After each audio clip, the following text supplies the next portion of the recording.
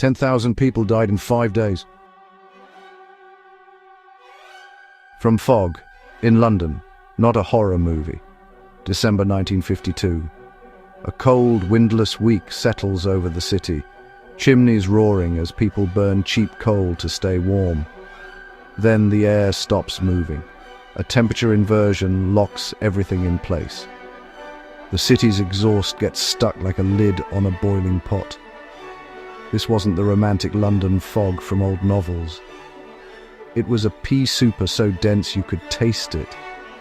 Visibility dropped to inches, buses stalled, ambulances couldn't see the curb. People walked with hands on the wall just to find their own doors. Theatres closed because audiences coughed too hard to hear the actors. At Smithfield, cattle suffocated before slaughter. What made it deadly wasn't just water vapour, it was chemistry.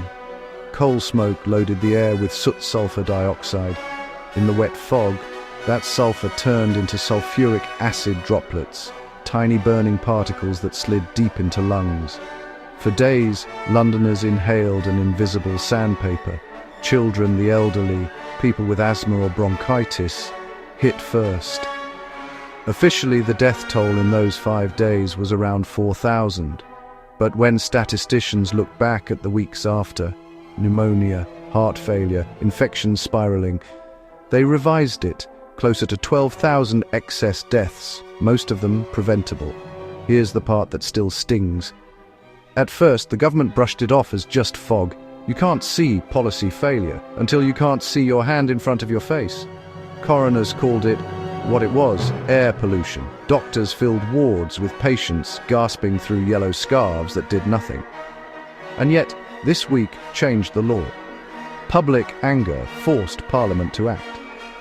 The Clean Air Acts of 1956 and 1968 pushed smokeless fuels, moved power stations out of city centres, put controls on chimneys. Within years, the killer fogs faded. Winter smog days dropped. Lives were saved, quietly, invisibly. Why tell this now? Because the lesson didn't expire with coal fires. Air you can't see can still kill you. Today, it's traffic, diesel, wildfires industry. The chemistry's different, the stakes aren't. Data shows that when cities regulate emissions, deaths fall. When they stall, people pay with their lungs. If you lived in London in 1952, the danger announced itself by blotting out the streetlights. Now the danger shows up as a number on an air quality app, a mask on a smoky day, a kid's inhaler. Progress isn't guaranteed, it's maintained. 10,000 people died in 5 days. The worst air disaster in British history didn't come from a bomb, it came from what everyone thought was normal. And that's exactly why it mattered, because once people saw it, they refused to breathe it again.